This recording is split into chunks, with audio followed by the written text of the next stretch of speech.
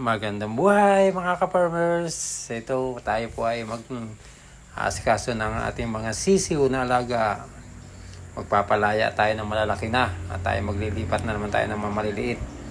Ngayon po, pagkatapos na natin palakihin yung mga yan, pwede natin ibaba yung malalaki para po makapag yung may maliliit ay meron po tayo mapaglagyan.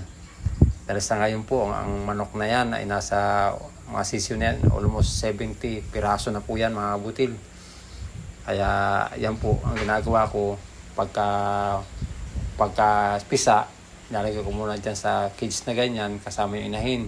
Ngayon kapag medyo mga 2 linggo na at natanggal ko na yung inahin, sila na lang nasa loob para po yung inahin ay makastahan uli at mangingitlog uli.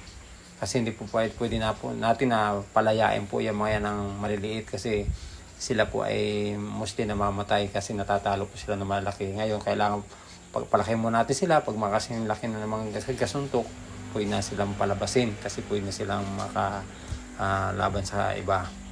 Ayan o, bagong baba po yung inay na yan, bagong pisa, ayan po ay nasa 11 po yung anak niya. Yan po ang ginagawa ko para po yung iniwawalay ko po yung inahin kapag mga 2 weeks na para po makastahan ulit. Ayan, para dire-diretso ang pangingitlog.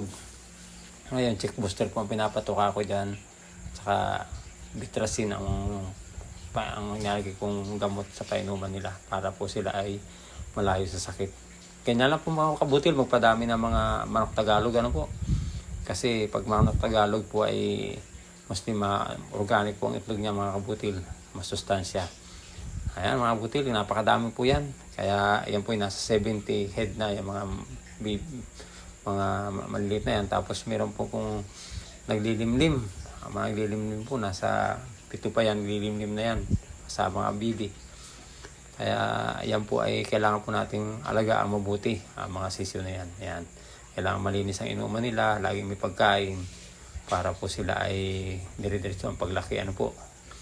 Yan. Kaya sa mga farmers dyan, paki-follow, like and share po mga kabutil sa aking ginagawa para po tayo ay may mga matutunan din kahit konti sa pag-aalaga ng mga hayop. Kahit simple lang, at least kahit pa paano nagbibigay po tayo ng inspirasyon sa mga maliliit na farmers na gaya ko na willing mag-alaga ng mga hayop, mga kabutil.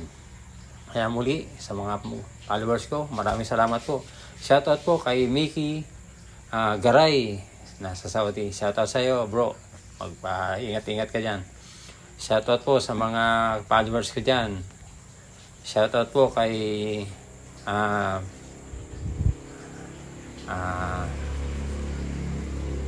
Mickey Garay. Ayan. Thank you for watching mga